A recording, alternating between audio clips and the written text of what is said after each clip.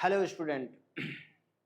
मैं सजाब sir captain जिले Singh academy के ऑनलाइन प्लेटफॉर्म से आपका स्वागत करता हूं। सबसे पहले मैं आपको बता दूं कि ये जो सीरीज चल रही है वो क्लास 10th की फिजिक्स की सीरीज जो कि मैं आपको टीच कर रहा हूं। आप सबको पता है कि क्लास 10th की फिजिक्स में 2 क्लासेज हो चुकी हैं और आज हम लोग तीसरी क्लास लेक्चर 3 की बात कर रहे हैं। लेक्चर 3 के बारे में हम लोग डिस्कशन कर रहे हैं। आप लोगों ने देखा कि हम लोगों ने रिफ्लेक्शन फ्रॉम प्लेन मिरर के बारे में डिस्कस किया था पिछली क्लास में। अब हम लोग रिफ्लेक्शन फ्रॉम प्लेन मिरर में आगे की प्रॉपर्टी के बारे में डिस्कस करेंगे। हमने रिफ्लेक्शन फ्रॉम प्लेन मिरर में कौन कौन सी प्रॉपर्टी का डिस्कशन किया था। आपको याद होगा कि सबसे पहले हमने रिफ्लेक्शन फ्रॉम प्लेन मिरर से आपको प्लेन मिरर से इमेज कैसे बनता है इसके बारे में डिस्कशन किया था। सिंपल आपको तरीका बताया था इमेज कैसे बनता है।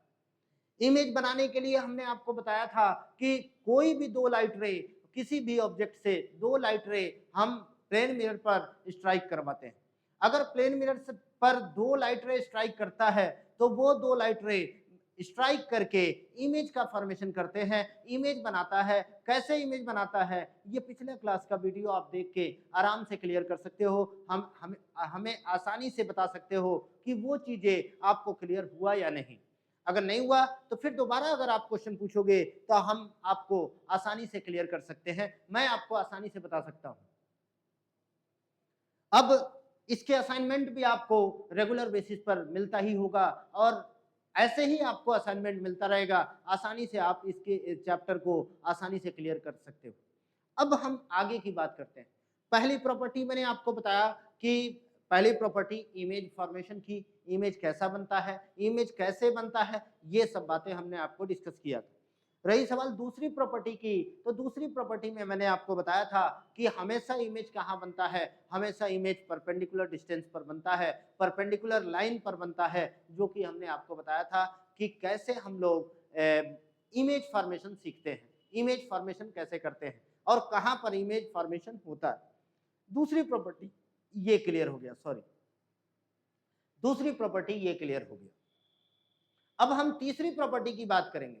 तीसरी प्रॉपर्टी ये कहता है कि perpendicular distance of image is equal to perpendicular distance of object.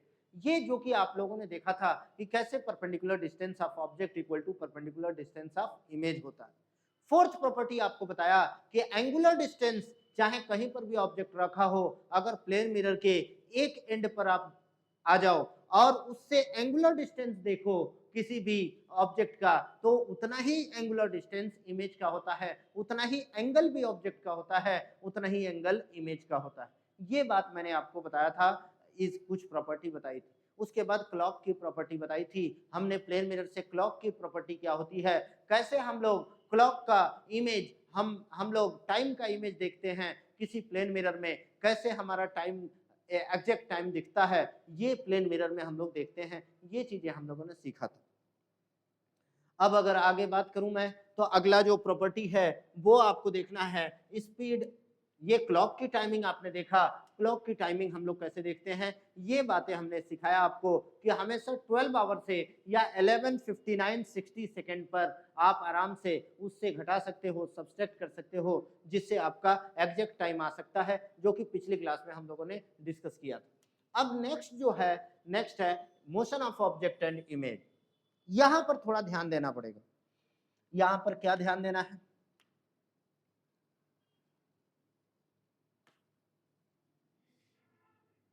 अगर हम motion of object and image की बात करें तो कभी आप एक काम करना, एक प्लेन मिरर लेना। प्लेन मिरर मान लो दूर है, मान लो बड़ा सा प्लेन मिरर है, अगर उसकी तरफ आप एक कदम चलते हो तो आपने देखा होगा कि इमेज भी एक कदम आगे आता है, फिर दूसरा कदम आप बढ़ाओ तो इमेज भी एक और कदम आगे आएगा। इस तरीके से एक बात क्लियर होता है कि जितनी तेजी से ऑब्जेक्ट जाता है आगे की ओर मिरर की तरफ, उतनी ही तेजी से इमेज भी ऑब्जेक्ट की तरफ या मिरर की तरफ आता है।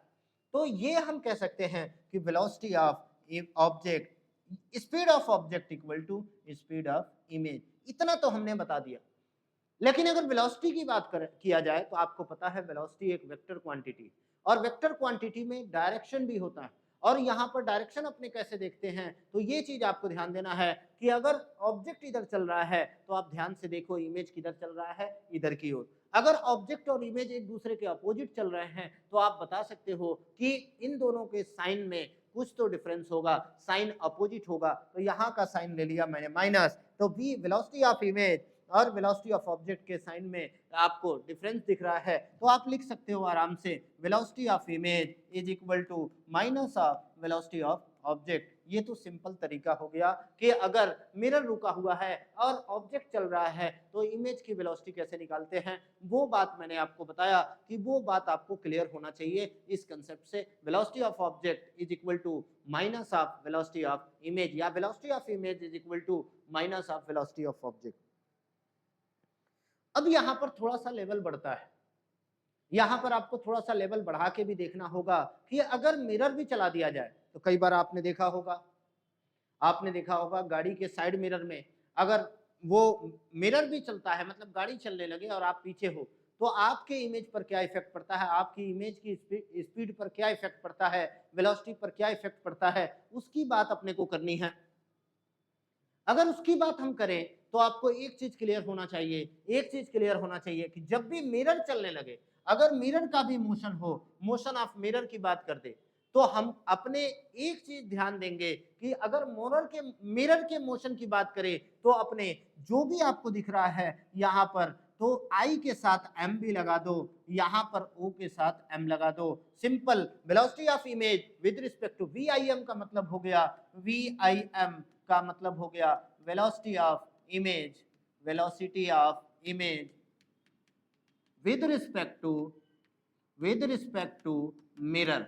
याद रखना, अब VIM इज इक्वल टू हो जाएगा, आपको हमेशा याद रखना है जो पहले लिखा होता है उसी की वेलोसिटी की बात करते हैं तो वो पहले लिखते हैं, minus velocity of mirror according to sign लेते हैं। ये बात याद रखो, अकॉर्डिंग टू साइन लेते हैं। यहाँ पर इधर का साइन अगर आपने पॉजिटिव ले लिया तो याद रखो उसका अपोजिट साइन हमेशा निगेटिव ही लेंगे, निगेटिव साइन लेके चलते हैं। तो ये हो गया आपका। अब ये फार्मूला आसानी से बदल सकता है, ये फार्मूला आसानी से लिख सकते हो, और वो फार्मूला क्या बनेगा, velocity of image minus velocity of mirror is equal to minus of velocity of object minus velocity of mirror. अगर इसको और आसानी से लिखोगे तो आसानी से लिखने पर ये फार्मूला आ जाएगा, velocity of mirror is equal to velocity of image plus velocity of object by 2। ये हमेशा याद रखना कि हमेशा जो भी ऑब्जेक्ट और इमेज की वेलोसिटी होती है उसका एवरेज किसके बराबर होता है, वेलोसिटी ऑफ मिरर के। तो ये आपको कंसेप्ट याद रखना है, ये चीजें आपको क्लियर करनी है, ये ट्रिक आपको याद रखना है, ये ट्रिक आपको क्लियर करना है, ट्रिक आपको याद रखना है। जब भी क्वेश्चन देगा तो आपने कोई मतलब नहीं है, सब सिर्फ डायरेक्शन का साइन ध्यान देना, डायरेक्शन का साइन ध्यान दो और इस फार्मूले में पुट कर दो, आपका आंसर आ जाएगा। तो what is the velocity of mirror, what is the velocity of image, what is the velocity of object, आप आसानी से निकाल सकते हो। तो ये चीजें मैंने आपको क्लियर की कि वेलोसिटी कैसे देखते हैं किसी भी मिरर का। तो ये एक प्रॉपर्टी था velocity motion of object and image, जो कि मैंने आपको बता दिया। अब इस पर एक क्वेश्चन चाहो तो यहाँ पर क्वेश्चन लिखा हुआ है, आराम से कर सकते हो, जैसे ये क्वेश्चन है आप आराम से करो। A plane mirror is approaching you at a speed of 10 centimeter per second. You can see your image in it. At what speed will be image approach you? अगर मान लो ये प्लेन मिरर है, यहाँ पर आप खड़े हो, आपसे कह रहा है कि प्लेन मिरर आपकी तरफ 10 सेंटीमीटर पर सेकंड से चल रहा है। आपसे पूछा what is the velocity of image, तो आपको एक बात तो पता है कि आप तो रुके हुए हो तो u बराबर 0 है, आप तो रुके हुए, आपकी तरफ मिरर अप्रोच कर रहा है और इसका साइन माइनस लेंगे क्योंकि ये इधर चल रहा है। आपको पता है, तुरंत हमने फार्मूला लगाया, velocity of mirror is equal to velocity of image plus velocity of object by 2। तुरंत इस फार्मूले में रखो, आपका आंसर आ जाएगा। क्या होगा, वेलोसिटी ऑफ मिरर क्या होगा, थोड़ा ध्यान से देखो, तो आपको -10 दिया हुआ है is equal to velocity of image निकालना आपने को, वेलोसिटी ऑफ ऑब्जेक्ट 0/2, तो वेलोसिटी ऑफ इमेज आ गया आपका -20। अब बताओ कोई प्रॉब्लम है तो देखो कितना आसानी से आपका आंसर आया है। आप तुरंत बता सकते हो कि 20 सेंटीमीटर पर सेकेंड आपके वेलोसिटी ऑफ इमेज होगा, जो कि आपकी तरफ आता हुआ दिखेगा क्योंकि आप रुके हुए हो। तो ये आसानी से आप तरीका लगा के आप वेलोसिटी निकाल सकते हो सिंपल तरीके से। किसी को भी चलाए आपको कोई प्रॉब्लम नहीं होनी चाहिए। अब कोई भी क्वेश्चन दे आप आसानी से कर सकते हो। अब अगले क्वेश्चन की बात करते हैं, तो ध्यान से देखो, यहां पर क्वेश्चन नहीं है, मैं आपको क्वेश्चन बना के दिखाता हूं। क्या है क्वेश्चन? मान लो इसी में मैंने क्वेश्चन बनाया, मैं क्वेश्चन यहां पर लिख दिया, u की वैल्यू दिया हुआ है इधर की ओर 10 सेंटीमीटर पर सेकेंड, इधर की ओर ये चल रहा है 1 से। आपसे बोला मैंने कि बताओ what is the velocity of image, velocity of image आपको फाइंड करना है। अब ये क्वेश्चन आपके सामने है, इस क्वेश्चन को आपको सॉल्व करना है, तो तुरंत आप क्या करोगे? वही तरीका लगाओगे। क्या तरीका है? Velocity of image, sorry, velocity of mirror is equal to velocity of object plus velocity of image divided by 2। क्या यही फार्मूला मैं सभी केस में यूज कर रहा हूं?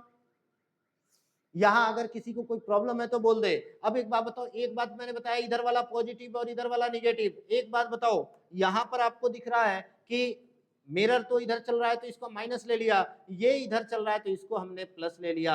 अब ये दोनों वैल्यू यहां उठा के रखा, तो वेलोसिटी ऑफ मिरर हो गया आपका -1, वेलोसिटी ऑफ मिरर हो गया -1 is equal to velocity of object कितना दिया हुआ है +10 प्लस वेलोसिटी ऑफ इमेज निकालना है डिवाइडेड बाय 2। अब तुरंत वेलोसिटी ऑफ इमेज निकालना है, तो velocity of image equal to -2 -10, आपका आ गया -12 सेंटीमीटर पर सेकेंड। आप आसानी से क्वेश्चन कर सकते हो, कोई भी क्वेश्चन आए आप आसानी से इस फार्मूले में रख के निकाल सकते हो। तो ये motion of object and image की बात हुई। अगर यहाँ से अगर कोई भी डाउट है तो आप आके आराम से पूछ सकते हो, या मैसेज में आप लिख सकते हो कि ये सर एक बार और क्लियर करो, या आप आने के बाद यहाँ पर आपको यहाँ पर डिस्कस कर दिया जाएगा। अब नेक्स्ट टॉपिक की बात करूं तो ये क्वेश्चन हमने डिस्कस कर लिया। अब वेलोसिटी ऑफ इमेज की बात कर ले। अब rotation of mirror, next topic है रोटेशन ऑफ मिरर। तो रोटेशन ऑफ मिरर अगर आपको देखना है तो वहां पर आपको ये चीज समझना होगा कि कैसे हम लोग रोटेशन को सीखेंगे, कैसे हम लोग रोटेशन को सीखेंगे, ये चीज इंपॉर्टेंट है बेटा। तो रोटेशन सीखने के लिए आपको एक चीज क्लियर होना चाहिए कि अगर रोटेशन सीखना है ना बेटा, तो रोटेशन के लिए ये चीजें आपको इतना खतरनाक दिख रहा है तो ये चीजें आपको नहीं समझनी। आपको सिंपल तरीके से रोटेशन समझाऊंगा मैं। क्या होता है कि जैसे मान लो यहां पर आपको प्लेन मिरर दिख रहा है, इतना खतरनाक डायग्राम दिख रहा है, आपको आसानी से डायग्राम क्लियर करता हूं, ये चीज ध्यान देने वाली है।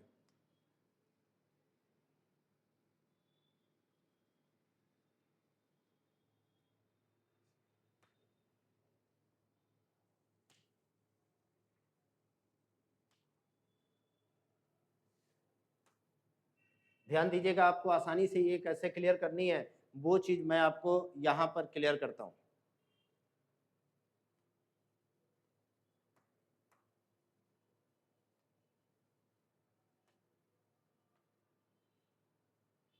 सबसे पहले एक प्लेन मिरर बनाया, सबसे पहले एक प्लेन मिरर बनाया। इस प्लेन मिरर के सबसे पहले एक प्लेन मिरर दिख रहा है क्या आपको? नहीं दिख रहा क्या?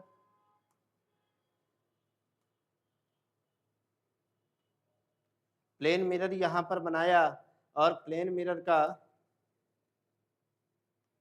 ये प्लेन मिरर ले लिया। मान लो प्लेन मिरर के सामने एक लाइट रे लेकर आए, लाइट रे लेकर आया, तो प्लेन मिरर पर लाइट रे ऐसे हमने स्ट्राइक करवाया, यहां से इंसिडेंट लाइट रे है। अब इसको थोड़ा सा अच्छे से बनाते हैं कि आपको क्लियर हो जाए, वरना आपको यहां पर डाउट होगा।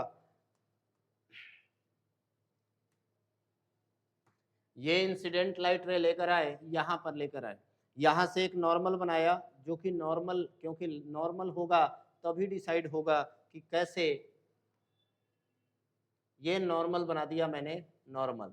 यहां से लाइट रे लेकर गए, यहां से लाइट रे रिफ्लेक्ट करवाया, तो ये लाइट रे हमारा गया। तो ये इंसिडेंट रे है और ये इंसिडेंट रे है, ये आपका रिफ्लेक्टेड रे है और ये नॉर्मल है। आपको पता है कि ये वाला एंगल जो होगा वो आई होगा, ये वाला एंगल आई और ये वाला एंगल आर है।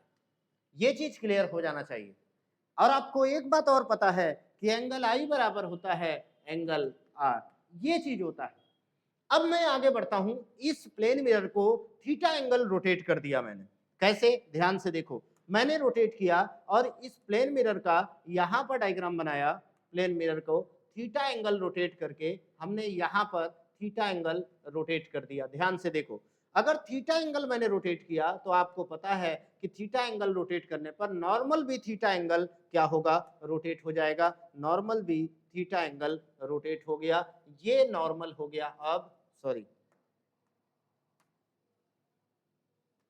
ये नॉर्मल हो गया आपका, ये नॉर्मल हो गया और कितना एंगल रोटेट हुआ, थीटा एंगल। ध्यान से देखो, थोड़ा सा ध्यान देना, आप लोग थोड़ा सा ध्यान देने की जरूरत है।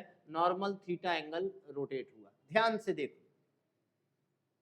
अगर नॉर्मल थीटा एंगल रोटेट हो गया तो ये यहां से यहां तक कितना एंगल हुआ, क्योंकि एंगल ऑफ इंसिडेंट वही था और ये नॉर्मल इधर आ गया तो ये वाला एंगल हो गया आई प्लस थीटा। अब ये हो गया आपका एंगल ऑफ इंसिडेंट, कितना हो गया, आई प्लस थीटा। मैं इसको अच्छे से लिखता हूं, ये वाला एंगल हो गया आई प्लस थीटा। कौन सा, ये वाला एंगल।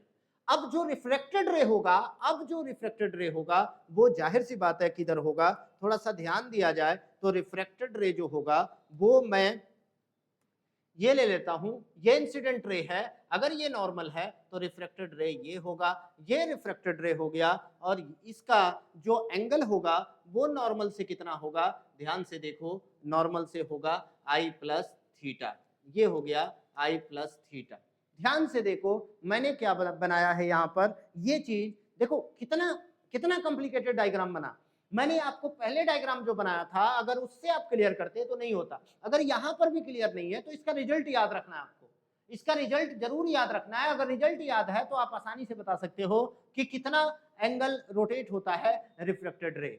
अपने को यही बताना है कि ये जो रिफ्लेक्टेड रे था वो कितने एंगल रोटेट हुआ है, कितने एंगल रोटेट हुआ है। पहले दोनों के बीच का एंगल कितना था, एंगल ऑफ इंसिडेंट और एंगल ऑफ रिफ्रैक्शन के, तो पहले जो एंगल था आपको पता है ये एंगल 2i था।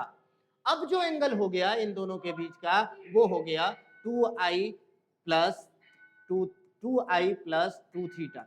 अब बताओ पहले 2i था तो माइनस 2i कर दिया, बताओ कितना एंगल रोटेट हुआ, 2 थीटा। ध्यान से देखो, रिफ्रैक्टेड रे rotate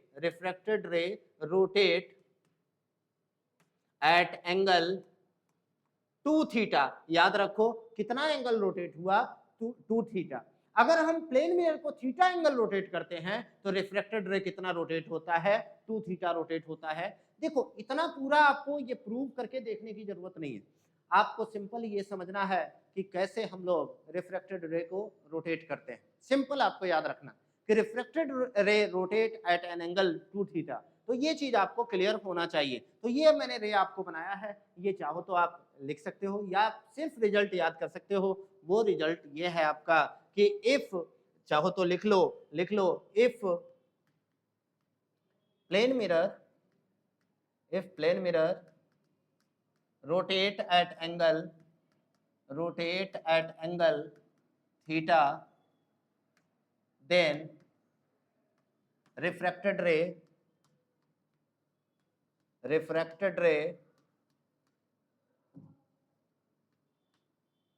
rotate at angle 2 theta.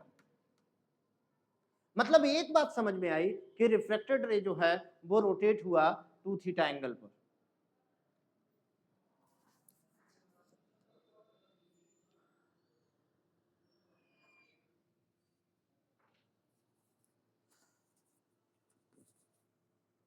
मतलब ये चीज क्लियर होना चाहिए आपको। अब जो आगे की टॉपिक की मैं बात करूं तो ये चीजें होती है, ये चीजें जनरल आपको बताया कि कैसे हम लोग रिफ्लेक्टेड रे को रोटेट करवाते हैं, कैसे हम लोग इसको क्लियर करते हैं। तो ये आपने देखा मोशन ऑफ प्लेन मिरर का, motion of rotation of plane mirror, ये भी प्रॉपर्टी आपको समझ में आ गया कि अगर ये थीटा एंगल रोटेट होता है तो रिफ्लेक्टेड रे कितना एंगल रोटेट होता है, 2 थीटा। आपको पता है 2 थीटा एंगल रिफ्लेक्टेड रे क्या हुआ, रोटेट हुआ। यहां साफ साफ दिख रहा है। बताओ ये क्वेश्चन एक है आपके सामने, अगर ऐसा क्वेश्चन आता है तो आप क्या करोगे, थोड़ा सा ध्यान से देख के इसका सोल्यूशन बताओ कि कितना एंगल रोटेट होगा। जल्दी बताओ प्लेन मिरर को कितना एंगल रोटेट किया जाए कि आपका रिफ्लेक्टेड रे जो है, रिफ्लेक्टेड रे बिकम हॉरिजेंटल। आपको बताना है बेटा प्लेन मिरर को कितना रोटेट किया जाए कि रिफ्लेक्टेड रे हॉरिजेंटल हो जाए। अब एक बात बताओ, यहां से जो लाइट रे जाएगी वो ऐसे जाएगी, ये एंगल 30 डिग्री। अब बचा हुआ एंगल कितना है, 60 डिग्री। अपने को प्लेन मिरर को इतना रोटेट करना है कि ये वाला लाइन यहाँ पहुंच जाए, तो ये वाला लाइन यहाँ तब पहुंचेगा। मतलब कितना एंगल इसको रोटेट किया जाए, तो ये तो एंगल 2 थीटा होना चाहिए, क्योंकि अभी मैंने बताया कि reflected ray rotate eight an angle 2 theta. भाई रिफ्लेक्टेड रे कितना एंगल रोटेट होता है, 2 थीटा। जब प्लेन मिरर कितना एंगल रोटेट हो, थीटा, तो आपको पता है 2 थीटा बराबर बचा कितना, 60 डिग्री। तो थीटा इक्वल टू आ गया 30 डिग्री। मतलब कि एक बात समझ में आ गया कि हम प्लेन मिरर को अगर 30 डिग्री रोटेट करें तो जो रिफ्लेक्टेड रे है वो 2 थीटा रोटेट होता है। तो ये चीजें हमने आपको क्लियर किया। ठीक है बेटा, ये क्वेश्चन आपको क्लियर हो गया।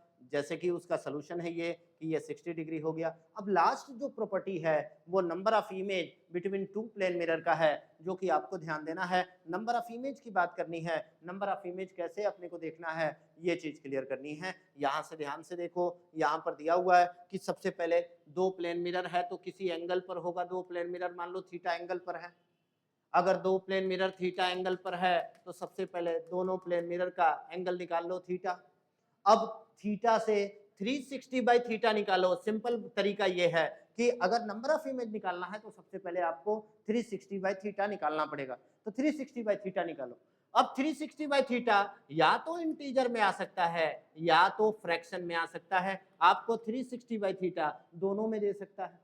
अगर आपका 360 बाई थीटा इंटीजर है तो सिंपल आपको पता है, इंटीजर से आप बता सकते हो कि वो इवन है या ऑड है। इंटीजर से आपका क्लियर हो सकता है कि इवन है या ऑड। अगर आपका फ्रैक्शन में दिया हो, अगर फ्रैक्शन में मान लो 4.25 दे दिया तो आपको लगता होगा इसको 4 लेंगे, नहीं। अगर 4.25 है तो इसका जो इंटीजर वैल्यू होगा वो 4 लेंगे, इसको हम लोग कट कर देते हैं।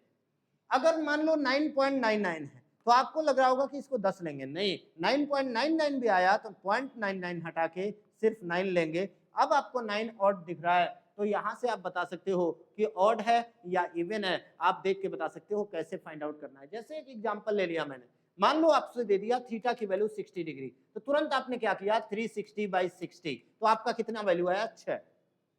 6 के बाद आपको देखना है कि इवन है कि ऑड। आपको देखना है इवन है या ऑड है। अगर इवन है तो आपको पता है इवन है तो डायरेक्ट 360 बाई थीटा माइनस 1, चाहे वो सिमेट्री पर रखा हो या ए सिमेट्री पर। अब आपके माइंड में आएगा सिमेट्री और ए सिमेट्री क्या होता है। तो मान लो ये दो प्लेन मिरर है, इसके ठीक बीचों बीच का लाइन जो होता है वो सिमेट्री होता है। अगर ठीक बीचों बीच के लाइन की बात करें, अगर मान लो ये 60 है तो सिमेट्री कितना पर होगा, 30। तो ये लाइन आपका सिमेट्री लाइन होगा। अगर इसके अलावा कहीं पर ऑब्जेक्ट रखा हो तो वो एसिमेट्री लाइन होता है। ये चीज आपको समझनी है।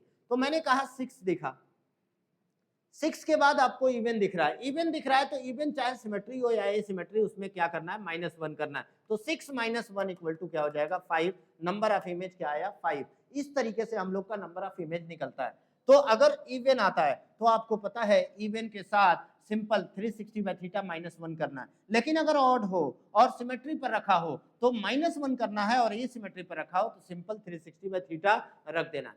जैसे क्वेश्चन दिया आपको क्वेश्चन दिया कि ये आपका 120 डिग्री पर है, कोई ठीक बीचों बीच सिमेट्री लाइन पर एक ऑब्जेक्ट रखा हुआ है, सिमेट्री लाइन पर। अब आपसे कहा कि बताओ नंबर ऑफ इमेज क्या होगा। तुरंत आप क्या करोगे, 360 बाई 120 करोगे, आएगा 3।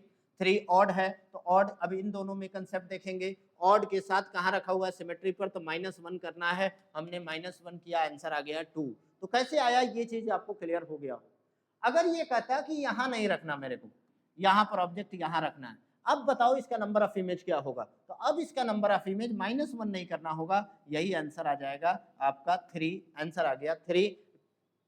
समझ में आया क्या। तो ये चीज याद रखना। अब इसको याद कैसे करना है, ये चीज अपने को सीखना है। तो इसको याद करने के लिए आपको क्या ध्यान देना है, याद रखो,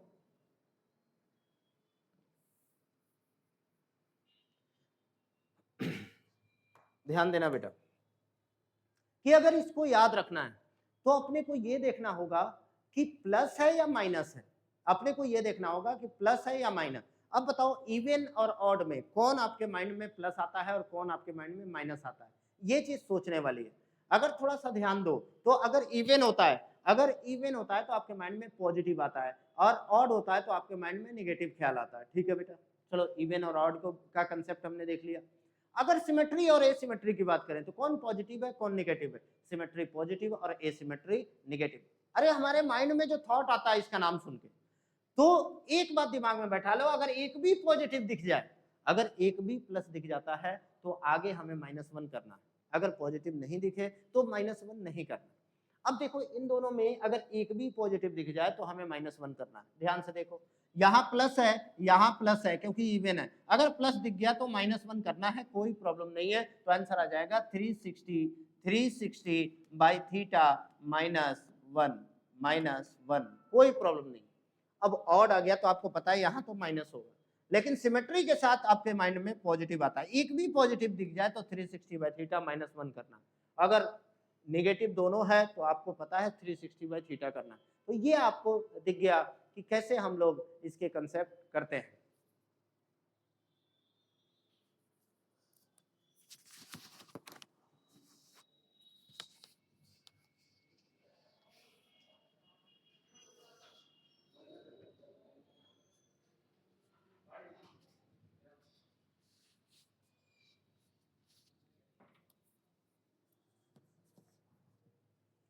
तो इस तरीके से हम लोग इवन और ऑड के कंसेप्ट से हम लोग number of image find out करते हैं।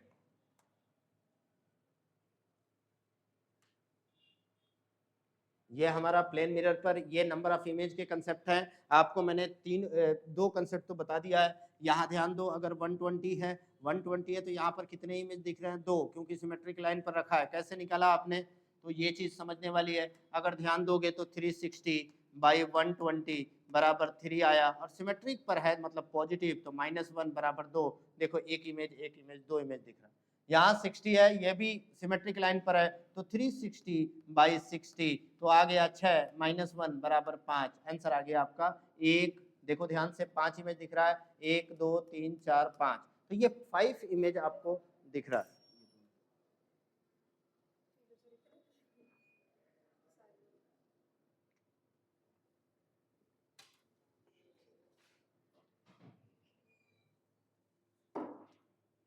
अगर मैं बात करूं, ये लास्ट वाला क्वेश्चन है, थीटा इक्वल टू 90 डिग्री। यहाँ पर 360 बाई 90 किया तो आपको पता है 4 आया। 4 तो इवन ऑलरेडी है तो -1 करना पड़ेगा, तो 3 आया। इसमें नंबर ऑफ इमेज क्या आ गया? 3 आ गया। आपको साफ साफ दिख रहा है कि कितने नंबर ऑफ इमेज आपको दिख रहा है, कैसे निकला, और यहाँ पर इमेज बना के दिखा दिया कि कैसे इमेज आपके बने हुए दिख रहे हैं। अब एक क्वेश्चन आता है कि अगर दो प्लेन मिरर पैरेलल हो, अगर मान लो दो प्लेन मिरर पैरेलल है, अगर पैरेलल प्लेन मिरर है और उसके बीच में कहीं पर ऑब्जेक्ट रख दिया, तो नंबर ऑफ इमेज कितने होंगे? ये चीज अपने को समझनी है। अब एक बात बताओ, पैरेलल है, थीटा की वैल्यू क्या आ गया? 0। पैरेलल है तो थीटा की वैल्यू 0। अगर थीटा 0 है तो तुरंत 360 बाई 0 किया तो नंबर ऑफ इमेज क्या आ गया? इन्फिनिटी। इन्फिनिटी से एक घटाओ या इन्फिनिटी ही रहने दो, आंसर क्या आना है? इन्फिनिटी। तो नंबर ऑफ इमेज क्या आ गया आपका? इन्फिनिटी। जब भी ऐसा क्वेश्चन आता है तो आपको याद रखना है कि नंबर ऑफ इमेज क्या होता है? इन्फिनिटी होता है, इनफाइनाइट होता है, इन्फिनिटी। ठीक है बेटा, इतना बात क्लियर हो गया। इस तरीके से हमारा प्लेन मिरर के कंसेप्ट क्लियर होते हैं। प्लेन मिरर से जो भी क्वेश्चन आता है आप कर सकते हो। अब हमारा अगला जो टॉपिक होगा वो स्फेरिकल मिरर का टॉपिक होगा, जो कि हम लोग स्फेरिकल मिरर पढ़ेंगे, स्फेरिकल मिरर को समझेंगे।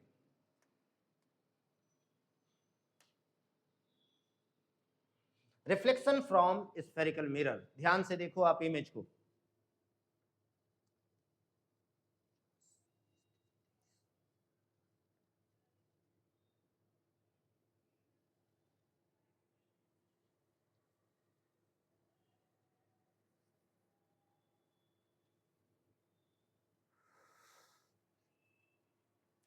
Reflection from spherical mirror. Spherical mirror क्या होता है? सबसे पहले ये चीज समझो कि स्फेरिकल मिरर बनता कैसे है। तो spherical mirror is always form by, याद रखो, spherical mirror, spherical mirror is a part of hollow spherical glass, hollow spherical glass। Spherical mirror जो होता है हमेशा किसका पार्ट होता है? Part of hollow spherical glass. तो जो भी आपका हॉलो स्फेरिकल ग्लास होता है उसका पार्ट आपका स्फेरिकल मिरर होता है। अगर मैं बात करूं स्फेरिकल मिरर की, तो स्फेरिकल मिरर जो होता है वो आपका कैसे बनता है? तो सबसे पहले अपने पास एक हॉलो स्फेयर है, एक हॉलो स्फेयर है जिसका सेंटर सी होता है और उसका रेडियस आर होता है।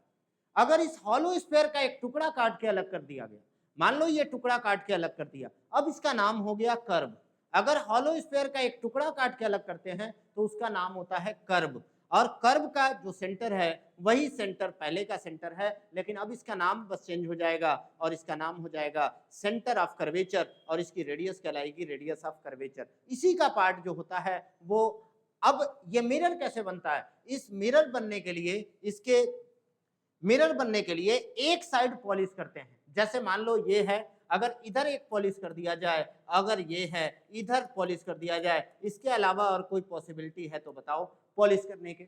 या तो इधर पॉलिश किया जाएगा या तो उसको पॉलिश इधर किया जाएगा। अगर इधर पॉलिश किया जाए तो ये वाला मिरर बनता है, अगर इधर पॉलिश किया जाए तो ये वाला मिरर बनता है। आपको मैंने तरीका बताया कि कैसे कनकेव मिरर और कन्वेक्स मिरर बनता है, ये चीज मैंने बता दिया, क्योंकि कोई भी मिरर पॉलिश करने से बनता है। हम मिरर को बनाते कैसे हैं? पॉलिश करने से। हमने मिरर को एक साइड पॉलिश कर दिया तो हमारा कनकेव मिरर बन गया, दूसरे साइड पॉलिश कर दिया तो हमारा कन्वेक्स मिरर बन गया। यहाँ आपके सामने है कि किधर पॉलिश करने से कौन सा मिरर बनता है, इसको आगे हम लोग फर्दर समझेंगे, लेकिन अभी यहाँ तक आपको क्लियर होना चाहिए, यहाँ तक आपको समझ में आना चाहिए कि क्या है ये स्फेरिकल मिरर का पार्ट, क्या हमें देखना है। तो ये चीजें क्लियर हो गई होगी। अब यहाँ पर कुछ प्रॉपर्टी आपको दिख रहा है, यहाँ पर दिख रहा है दोनों में डिफरेंस। ये तो बता दिया कनकेव और कन्वेक्स मिरर बनता कैसे है। यहाँ पर देखना है कनकेव मिरर में क्या होता है। ध्यान से देखो, इसका लार्ज साइज का इमेज बन रहा है, तो याद रखो कनकेव मिरर से हमेशा लार्ज इमेज बनता है, ये कोई जरूरी नहीं है, लेकिन लार्ज इमेज जब भी बनेगा तो वो कनकेव मिरर से ही बनेगा। कन्वेक्स मिरर से कभी लार्ज इमेज नहीं बनता, कन्वेक्स मिरर से कभी लार्ज इमेज नहीं बनता। हमेशा लार्ज इमेज किससे बनता है? कनकेव मिरर से। अगर कनकेव मिरर से इमेज के फॉर्मेशन की बात करें तो कनकेव मिरर से हमेशा लार्ज इमेज बनता है, और लार्ज इमेज आपको दिख रहा है। यहां देखो उल्टा इमेज दिख रहा होगा।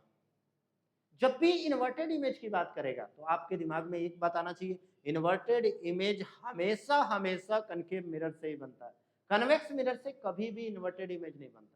तो यहाँ पर आपको दिख रहा होगा कि इन्वर्टेड इमेज बन रहा है, और इन्वर्टेड इमेज किससे बनता है? इन्वर्टेड इमेज हमेशा कन्वेक्स मिरर से बनता है, कनकेव मिरर से बनता है। यहाँ पर देखो सब उल्टा इमेज आपको दिख रहा है। तो इससे एक चीज क्लियर हो गया, यहाँ देखो सीधा इमेज बना है, यहाँ उल्टा भी इमेज बना है, मतलब कनकेव मिरर इरेक्ट और इन्वर्टेड दोनों इमेज बनाती है, इरेक्ट और इन्वर्टेड दोनों इमेज बनाती है। याद रखना है ये बात, इरेक्ट और इन्वर्टेड दोनों इमेज बनाती है हमारा कनकेव मिरर। लेकिन कन्वेक्स मिरर में आप देखो एक चीज दिख रहा है कि यहाँ ऑब्जेक्ट बड़ा है और इमेज छोटा है। तो ये अगर स्मॉल इमेज की बात जब भी करेगा, स्मॉल इमेज हमेशा किससे बनता है? कन्वेक्स मिरर से बनता है। और यहाँ देखो हमेशा इरेक्टेड इमेज है, तो यहाँ पर एक बात दिमाग में बैठाओ, इरेक्ट इमेज हमेशा किससे बनता है? कन्वेक्स मिरर से बनता है। अब आपको क्वेश्चन दिमाग में, यहाँ पर 2-4 क्वेश्चन आप आराम से कर सकते हो। पहला क्वेश्चन तो ये है कि इन्वर्टेड इमेज कौन सा मिरर बनाता है? तो इन्वर्टेड इमेज हमेशा, जल्दी से आंसर बताओ, कनकेव मिरर बनाता है। आपसे पूछे कि लार्ज साइज का इमेज कौन बनाता है, तो हमेशा आपके दिमाग में होना चाहिए कि लार्ज साइज का इमेज कनकेव मिरर बनाता है। ये दो कंसेप्ट आपको याद रखना है। अगर आपको हमेशा बोल दे, ऑलवेज बोल दे, ऑलवेज इरेक्टेड इमेज कौन बनाता है, तो याद रखो ऑलवेज अगर बोल दिया, इरेक्टेड बोल दिया, तो वो हमेशा कन्वेक्स मिरर बनाता है। अगर ऑलवेज इन्वर्टेड बोल दे तो हमेशा कनकेव मिरर बनाता है। अगर ऑलवेज स्मॉल साइज का इमेज बोलते तो वो हमेशा कन्वेक्स मिरर बनाता है। ये चीज आपको क्लियर, कुछ पॉइंट आपको याद होना चाहिए। यहाँ से एनडीए के एग्जाम में भी क्वेश्चन आते हैं, एनडीए के एग्जाम में भी यहाँ से क्वेश्चन आता है, आपके 10th के बोर्ड के एग्जाम में भी क्वेश्चन आते हैं। ये चीजें आपको समझनी होगी।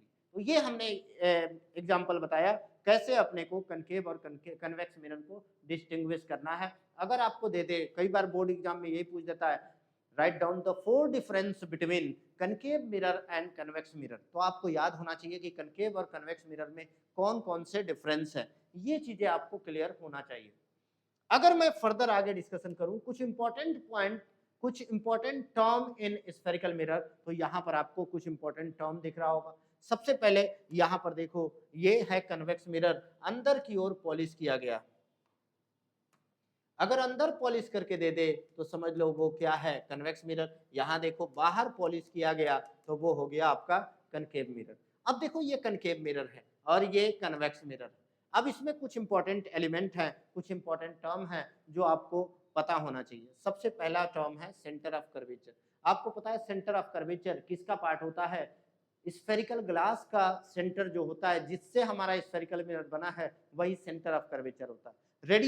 रेडियस ऑफ कर्वेचर भी वही डिफिनीशन आप कह सकते हो कि radius of curvature is the radius of hollow spherical glass from which spherical mirror form.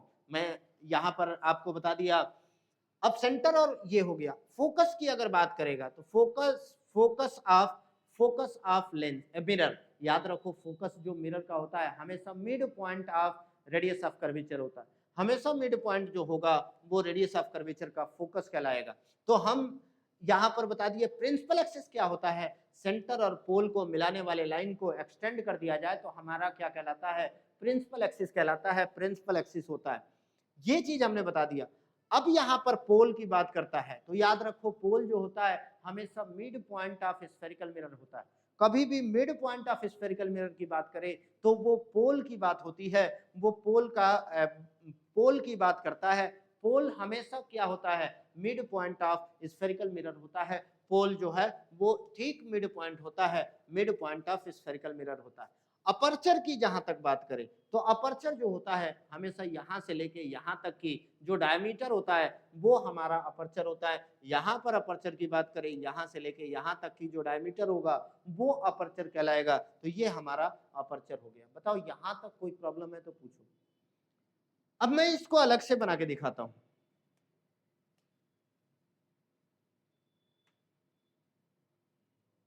इसको मैं अगर अलग से बनाऊं तो आपको एक चीज क्लियर होना चाहिए कि सबसे पहले ये कनकेव मिरर है।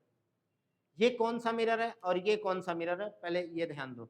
ये कौन सा मिरर है और ये कौन सा मिरर है, बताओ। ये 1 है और 2 है। जल्दी बताओ कमेंट में लिख के कि फर्स्ट कौन सा मिरर है और सेकंड कौन सा मिरर। जो बाहर की ओर पॉलिश किया गया हो वो कौन सा मिरर है, वो कनकेव मिरर है। मतलब ये वाला क्या हो गया, कनकेव मिरर। और जो अंदर पॉलिश किया गया हो वो कहलाता है कन्वेक्स मिरर। तो कनकेव और कन्वेक्स आपको समझ में आ गया हो कैसे हम लोग पॉलिश करते हैं। अब देखो इसका सेंटर किधर आएगा, क्या इधर लाएंगे क्या, नहीं। हमेशा इसको स्फेयर को आगे बढ़ाओगे तो सेंटर इधर आया तो इसका सेंटर इधर, इसका भी सेंटर क्या होगा, इधर होगा। इसका रेडियस क्या होगा, सेंटर से यहां तक की दूरी रेडियस, सेंटर से यहां तक की दूरी रेडियस। अब इसमें पोल का पॉइंट कौन सा होगा, पोल हमेशा इसका मिड पॉइंट होगा। तो इसका ऊपर से जितना दूर लिया नीचे से ही उतना ही दूर, यहां पर ऊपर से जितना दूर नीचे से उतना ही दूर, यही यही पॉइंट पोल हो गया। तो पोल भी बता दिया। अब पोल और सेंटर को मिलाने वाला ये जो लाइन आपको दिख रहा है ये लाइन प्रिंसिपल एक्सिस होता है, प्रिंसिपल एक्सिस हो गया। अब आपके दिमाग में आएगा फोकस कहाँ होगा, तो फोकस हमेशा इन दोनों का मिड पॉइंट, इन दोनों का मिड पॉइंट यहाँ आया तो इन दोनों का मिड पॉइंट यहाँ आया तो ये हमारा क्या हो गया, फोकस हो गया, ये हमारा फोकस हो गया। ये चीजें कुछ इंपॉर्टेंट पॉइंट हमने अलग से मिरर बना के आपको सिखा दिया कैसे हम लोगों ने ये सब पॉइंट देखा। बताओ यहां तक कोई प्रॉब्लम है तो पूछ सकते हो बेटा। मैंने अलग से भी बना के दिखा दिया कैसे अपने को समझना है, कैसे अपने को क्लियर करना है, ये सब चीजें हमने डिस्कस किया है।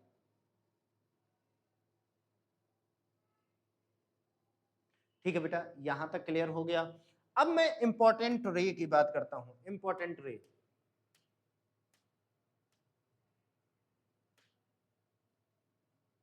स्टैंडर्ड रे। इनसे स्टैंडर्ड रे की अगर बात करूं तो स्टैंडर्ड रे कौन से होते हैं, आप याद रखो यहाँ पर साफ साफ दिख रहा है पैरेलल रे, मतलब जो लाइट रे पैरेलल जाती है प्रिंसिपल एक्सिस के, फोकस रे जो लाइट रे फोकस से जाती है, सेंटर ऑफ कर्वेचर रे जो लाइट रे सेंटर ऑफ कर्वेचर से जाती है, रे एट पोल जो लाइट रे पोल से जाती है। ये चारों रे मैं एक ही डायग्राम में आपको दिखाता हूं। देखो, एक मान लो ये कनकेव मिरर है और यहां पर एक कन्वेक्स मिरर है, ठीक है बेटा। यहां पर हमने प्रिंसिपल एक्सिस बना लिया, यहां पर भी हमने प्रिंसिपल एक्सिस बना लिया।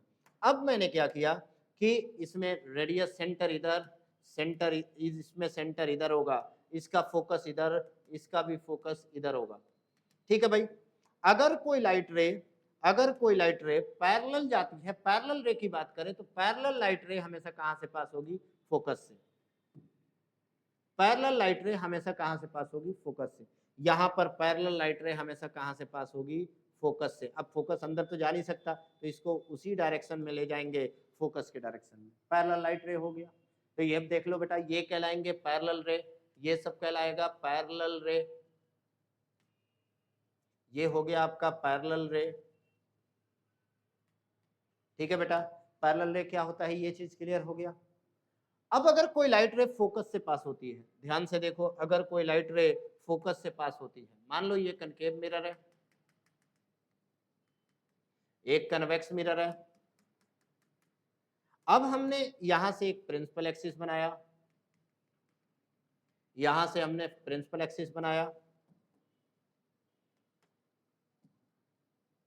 अब इसमें फोकस और सेंटर ले लिया, यहां पर हमने सेंटर ले लिया, यहां पर हमने फोकस ले लिया, यहां पर हमने फोकस ले लिया, यहां सेंटर ले लिया। हमने कहा लाइट रे कहां से जाना है? लाइट रे जाना है फोकस से, तो हमने लाइट रे फोकस से लेकर गया, तो यहां से पैरेलल जाएगी। याद रखो, अगर कोई लाइट रे फोकस से पास होता हुआ जा रहा है तो वो हमेशा कैसे जाएगी? पैरेलल। ये चीज हो गया बेटा कि फोकस से अगर कोई लाइट रे जाती है तो वो पैरेलल जाती है। तो ये हो गया हमारा फोकस रे। अब कोई लाइट रे अगर सेंटर से जाती है, अगर कोई लाइट रे अगर सेंटर से जाती है, मान लो ये कनकेव मिरर है,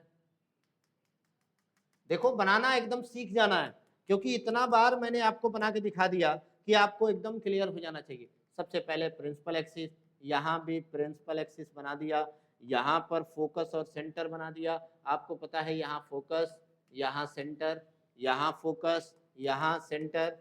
अब आपको पता है लाइट रे कहां से ले जाना है, यहां से लाइट रे सेंटर से ले जाना है। मान लो सेंटर से जैसे गई वैसे ही वापस चली जाती है। यहां पर अगर लाइट रे सेंटर से जा रही है, मान लो इसको आगे बढ़ा के सेंटर से जा रही है, जैसे गई वैसे ही वापस चली जाती है। ये सेंटर ऑफ कर्वेचर रे का। अब लास्ट रे है एट पोल। तो ये चीज आपको समझनी है कि अगर रे, मान लो ये कनकेव मिरर है, कनकेव मिरर है, ये हमारा कन्वेक्स मिरर है। अगर यहां से प्रिंसिपल एक्सिस बनाया गया, यहां से प्रिंसिपल एक्सिस बनाया गया, अगर कोई लाइट रे पोल से पास होती है, मान लो ये पोल है, तो जितना एंगल यहां से बनाता है उतने एंगल पर चली जाती है। वैसे ही यहां पर अगर लाइट रे पोल से जा रही है तो जितना एंगल बनाया उतने ही एंगल पर चली जाती है। तो ये हमारा पोल का कंसेप्ट हो गया, पोल रे कहलाता है। ये वाला रे जो होता है वो पोल रे होता है। तो ये हमने आपको बता दिया कि पोल रे क्या होता है, पोल से कैसे लाइट रे पास होता है, पोल से अगर लाइट रे पास होता है तो क्या होता है, इसकी बात हमने कर दी। तो ये स्टैंडर्ड रे की बात हो गई, स्टैंडर्ड रे। उसके बाद image form by concave mirror. अब हम लोग जो रे लेके चलेंगे इमेज फॉर्मेशन के लिए, वो कोई भी दो लाइट रे लेके चलेंगे। आपको मैंने पहले भी बताया था, इमेज बनाने के लिए दो लाइट रे की रिक्वायरमेंट होती है, तो कोई भी दो लाइट रे लेके चलेंगे। अगर हमने कोई भी दो लाइट रे लेकर गए, अगर कोई भी दो लाइट रे लेकर गए तो हमारा इमेज का फॉर्मेशन हो जाएगा। मान लो हमने कोई भी दो लाइट रे ले लिया, अगर तो कैसे इमेज बनेगा, यहां ध्यान से देखो, यहां ये हमारा एक कनकेव मिरर है, क्योंकि हम लोग कनकेव मिरर से इमेज बनाना पहले सीखेंगे। तो उसमें फोकस इधर, सेंटर इधर और इन्फिनिटी इधर होगा। कितने पोजीशन होगा अपने यहाँ पर? 1 2 3 4 5 6, 6 पोजीशन इमेज के हैं। तो इन 6 पोजीशन पर इमेज कैसे बनाते हैं उसका डिस्कशन अपने को करनी है। तो सबसे पहले हम लोग इन्फिनिटी पर रखेंगे, फिर इन्फिनिटी से सी के बीच में रखेंगे, फिर सी पर रखेंगे, सी और एफ के बीच में रखेंगे, एफ पर रखेंगे, एफ और पी के बीच में रखेंगे। तो सबसे पहले मैंने ऑब्जेक्ट को इन्फिनिटी पर रखा। अगर कोई ऑब्जेक्ट इन्फिनिटी पर है तो आपको पता है कि इन्फिनिटी पर कोई ऑब्जेक्ट है तो लाइट रे पैरेलल आएंगी। तो देखो ये लाइट रे पैरेलल आ रही है, तो कहां से पास हो रही है? फोकस से पास हो रही है। तो इमेज कहां बनेगा? फोकस पर। तो ये चीज हो गया, ये अब पहला इमेज बनाया, अब बाकी इमेज आपको खुद से बना के इस देखना है। अगली क्लास में हम लोग यहीं से डिस्कशन करेंगे, यहीं से इमेज फॉर्मेशन की बात करेंगे और अगली क्लास में हम लोग बाकी इमेज फॉर्मेशन की बात करेंगे और तरीका आपको बता दिया मैंने इमेज कैसे बनाना है। इस तरीके से आप लोग इमेज बना के देखना और इसके असाइनमेंट करना। जो भी डाउट होता है आप असाइनमेंट से रिलेटेड आप पूछ सकते हो, बेझिझक पूछ सकते हो। इस तरीके से आज की क्लास हम लोग यहीं खत्म करते हैं। जय हिंद, जय भारत।